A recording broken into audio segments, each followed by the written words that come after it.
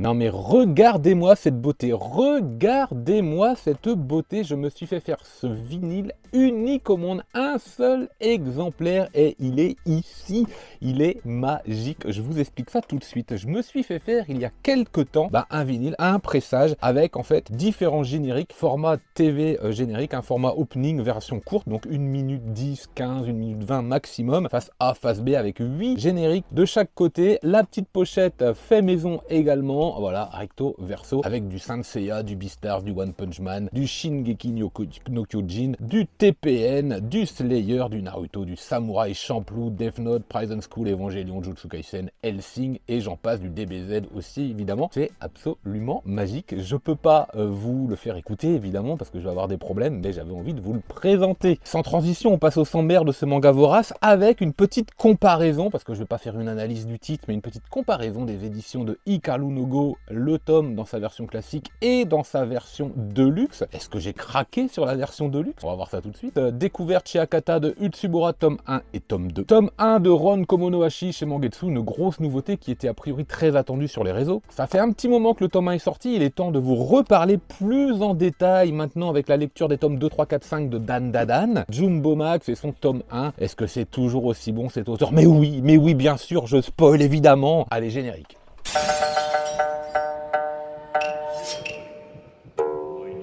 Alors il y a quelques temps, j'ai fait pas mal d'opérations de revente de jeux de société, de mangas, j'ai aussi trouvé des lots intéressants et que j'ai revendus, voilà, bref, petites affaires plutôt agréables. La totalité de toutes ces transactions font que je pouvais m'acheter l'intégralité des Hikaru no Go au format Deluxe. En tout cas, j'avais la somme. Est-ce que j'ai craqué? On va voir ça tout de suite. Là, je vous présente le tome 1, dans sa version, quand c'est sorti à l'époque, édition Tonkam de Hikaru no Go, format, je sais plus comment ça s'appelle, Takambon, je crois, quelque chose comme ça. Donc c'est un manga qui a déjà presque une vingtaine d'années pour ce volume, donc ça commence à dater. Et voilà, dans les mains, je peux vous proposer aujourd'hui la petite comparaison avec la version Deluxe. Donc là, on a le tome 1, mais j'ai également dans les mains le tome 2, le tome 3, le tome 4, le tome 5. Ça y est, vous êtes en train de vous dire, il a complètement craqué pour la Deluxe. Et non, je ne l'ai pas acheté. Non, je ne l'ai pas acheté. Pourquoi?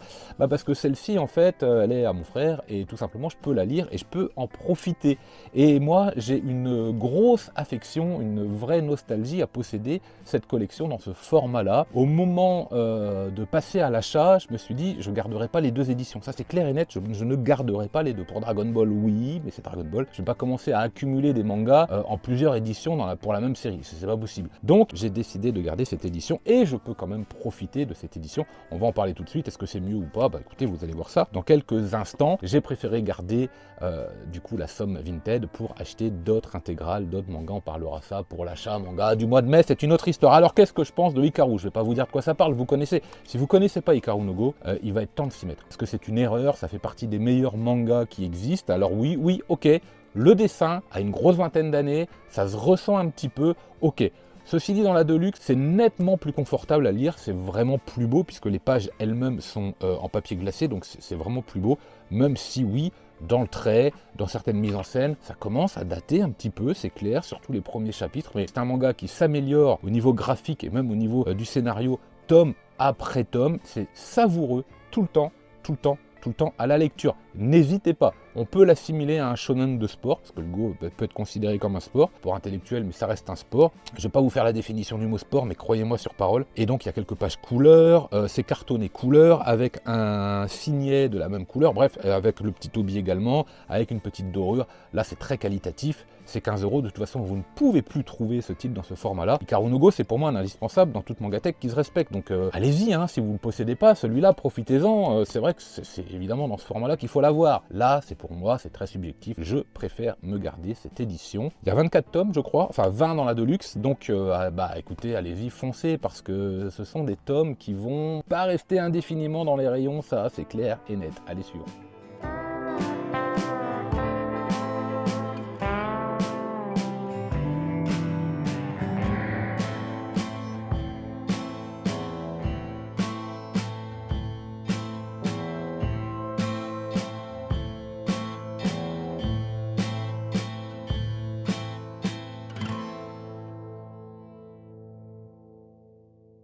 Allez, c'est le petit moment de vous parler de l'achat manga des abonnés qui a lieu vendredi. N'oubliez pas, vous pouvez m'envoyer, vous avez jusqu'à demain midi par mail, une photo de vos achats manga du mois d'avril avec votre pseudo. Ça apparaîtra pendant la vidéo de vendredi d'une manière ou d'une autre. Si vous ne savez pas de quoi je parle, vous pouvez aller sur la chaîne, regarder le contenu. Il y a déjà 2 épisodes de sortie sur ce thème. Ça marche plutôt pas mal. Un grand merci d'avance à tous ceux, toutes celles qui vont m'envoyer les photos. En tout cas, j'essaye de répondre par mail avant la sortie de la vidéo à chaque fois. Ne vous inquiétez pas. Profitez-en également, l'abonnement, rejoindre, tout ça, diffusion, partage. Allez, paf, on continue. On va enchaîner avec une nouveauté, tome 1 de chez Mangetsu, Ron Kamono Hashi par Akira Amano, donc le retour de cet auteur pour un titre dont je n'attendais absolument rien. Parce que si vous avez vu le dernier tome Manga Vorace, Night of the Living Cat, ouais bon, Bibliomania, ok, mais pas complètement. Et puis je sais plus lequel aussi, ma revenante bien aimée, ouais mais bon. Donc les nouveautés dernièrement chez l'éditeur, là, j'étais un peu mi-figue, mi-raisin et remi-figue derrière. Donc celui-ci, j'en attendais pas grand-chose et je sais pas, j'ai quand même craqué parce que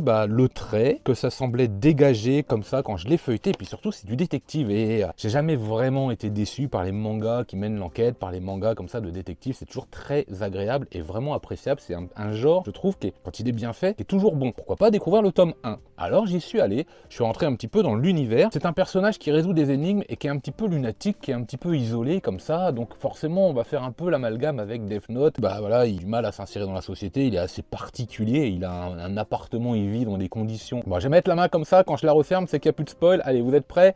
Le fameux parquet de la flemme, c'est juste magique, voilà, ça j'ai trouvé ça génial. Mais en fait, le vrai parallèle qu'on peut faire, c'est avec Sherlock Holmes, bien sûr, et avec Détective Conan, je m'explique. On va faire la rencontre de Ron Kamono no Hashi, pardon, mais pas tout à fait au début en fait. Au début, vous allez faire la rencontre avec Totomaru Ishiiki, si je dis pas de bêtises, qui est un enquêteur très médiocre, plutôt banal, plutôt lambda, et il est envoyé donc chez notre ami détective, qui justement n'est pas détective. Il n'a pas le droit d'être détective pour une certaine raison, à cause d'un certain handicap, alors que c'était l'élève le plus prestigieux, le plus brillant, qualifié de génie de l'école Blue. Donc il peut pas, bien sûr, il va le faire, bien évidemment, mais sinon il n'y a pas d'histoire. Et donc on va suivre comme ça les enquêtes avec une personnalité quand même très forte chez l'enquêteur, en contraste avec l'autre personnage justement qui pour le coup est vraiment plutôt banal. Mais je vous spoil pas trop, c'est là où il y a une petite ressemblance avec Détective Conan. Évidemment, le parallélisme avec Sherlock Holmes, c'est que notre jeune héros là, il est trop intelligent en fait. C'est pour ça qu'il est en marge et c'est pour ça qu'il est en semi-état de dépression.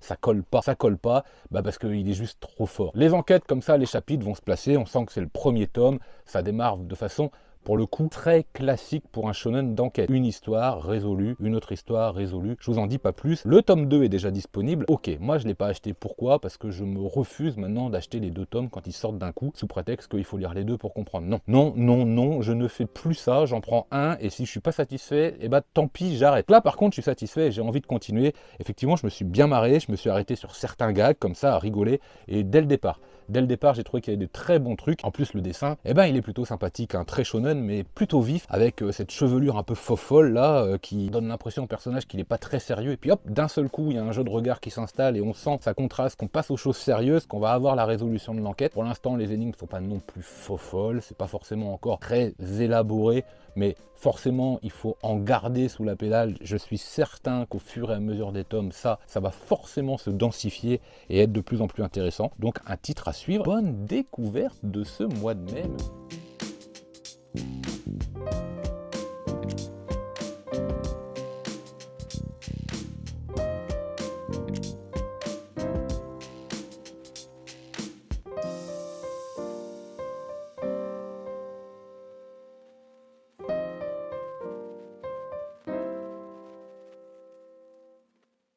Allez, on enchaîne avec un nouveau titre, nouvelle découverte chez Akata, Utsubora, les Tsubra, tome 1 et tome 2. Le tome 2, je le pose tout de suite parce que je ne l'ai pas lu. Pourrait faire en vérité la même chose avec le tome 1. Je n'ai lu qu'un tiers du manga. Je me suis ennuyé dans le rythme et dans les dessins. C'était extrêmement blanc. Le texte était ponctué de plein de petites bulles comme ça, sans arrêt en cascade. Je me suis ennuyé à lire ce manga. Alors c'était peut-être pas le bon moment. Pourtant, il y avait plein de choses qui m'intéressaient. Déjà, le trait assez noir, le contraste comme ça avec cette femme très blanche, cheveux très noirs, un jeu de regard assez étonnant. Le démarrage de l'histoire. Bon, voilà, ça va nous parler de polar, de suicide et d'écriture. Et j'ai pas réussi. J'ai pas réussi à rentrer dans l'histoire. Ce n'est que partie remise. Là, là c'est un prêt hein, sur ces mangas-là, donc je vais pouvoir les lire plus tard, mais là aujourd'hui je vous en parle parce que c'est pas souvent et j'ai pas réussi. Ni dans le rythme, ni dans le trait, ni dans le décor, ni dans ce que ça voulait raconter. J'arrivais pas à voir où on allait et pourtant ça reste intéressant. Hein, le Hypnosis et l'ensemble reste intéressant. Là encore quand je les regarde, je me dis bah ouais je pourrais les lire. Et en fait j'ai pas réussi. Je m'y suis repris à 3 fois et puis j'ai décidé d'arrêter. Voilà, tout simplement. Donc bon bah écoutez, ce n'est que partie remise ou pas du tout. Bah, tant pis, des fois c'est juste un acte manqué. Tant pis. Et là j'attends vos avis en fait sur ce titre. Essayez en commentaire de me convaincre de lire si vraiment il y a une bonne raison de le faire parce que parce que j'ai pas réussi en fait, tout simplement.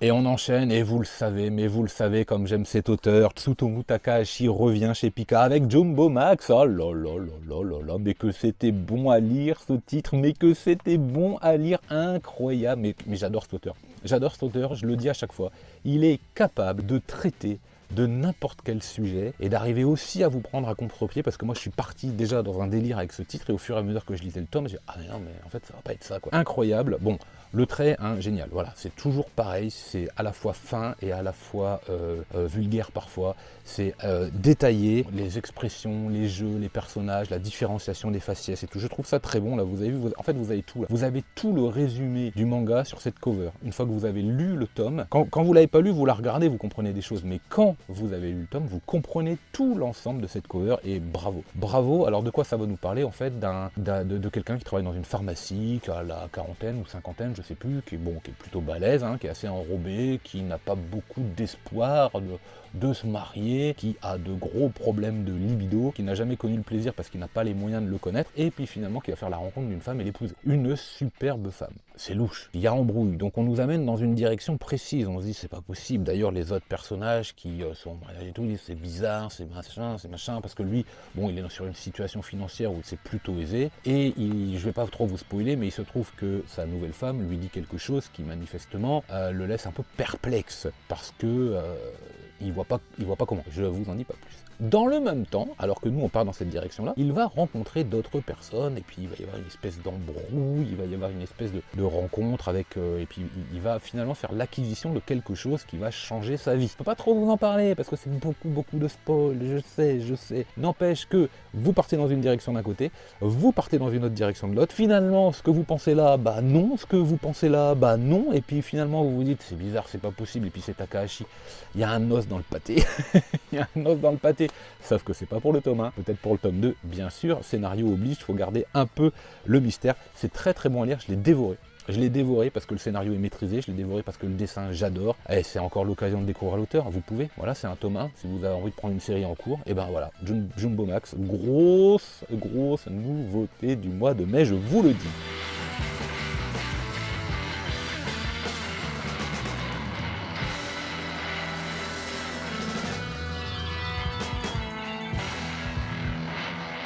Et on conclut ce Mangaboras avec la lecture des tomes 2, 3, 4 et 5 de Dan Dadan. Alors oui, j'adore ce titre, et c'est chez Crunchyroll, et bravo, merci Crunchyroll, et oui, moi je le dis, c'est très très bien. C'est du shonen pur jus, ça décape, c'est bourré d'énergie, c'est bourré de modernité, c'est bourré de gags, c'est bourré de rythme, c'est de superbes plans, enfin vraiment j'adore, blindé d'humour, blindé d'énergie, de rebondissements, de scènes, je m'y attends pas, alors c'est parfois cru, très direct par moments, mais quand on réfléchit bien, en vrai dans plein de shonen c'est comme ça, hein, faut pas croire, même si les nouveaux shonen ont une tendance à s'affranchir un petit peu de certains codes d'avant, mais pourquoi pas, c'est pas si grave en fait, et ça marche bien, très coloré au niveau des covers, je les trouve magnifiques, le manga se lit à une vitesse, quand vous avez fini un tome, et là pour le coup j'ai savouré parce que justement quand j'avais fini un tome, je pouvais en prendre un autre, et en fait j'en ai lu 4, j'aurais presque pu relire le premier avant de recontinuer la lecture. Je me suis régalé, le trait est absolument saisissant, il y a des plans différents et tout, moi j'adore, voilà, et puis ça bastonne, c'est rythmé, le principe de base il est complètement pété là aussi, mais je vous en dis pas plus, mais enfin bon, ce personnage là, lui son objectif... C'est bien marré quand même. Franchement, c'est n'importe quoi. Et alors, c'est un manga qui laisse plein de possibilités d'amélioration, d'innovation, de contenu, de scénario. Donc, je demande à voir et j'attends une seule chose, honnêtement, c'est de découvrir l'épisode 1 de cet animé. Je me demande comment il va être, mais si c'est aussi bien rythmé que le manga l'est, ça va dépoter. Ça va dépoter, ça c'est clair, vous pouvez en être certain. Je vois ça, mais gros comme une maison. L'animé risque de tout péter.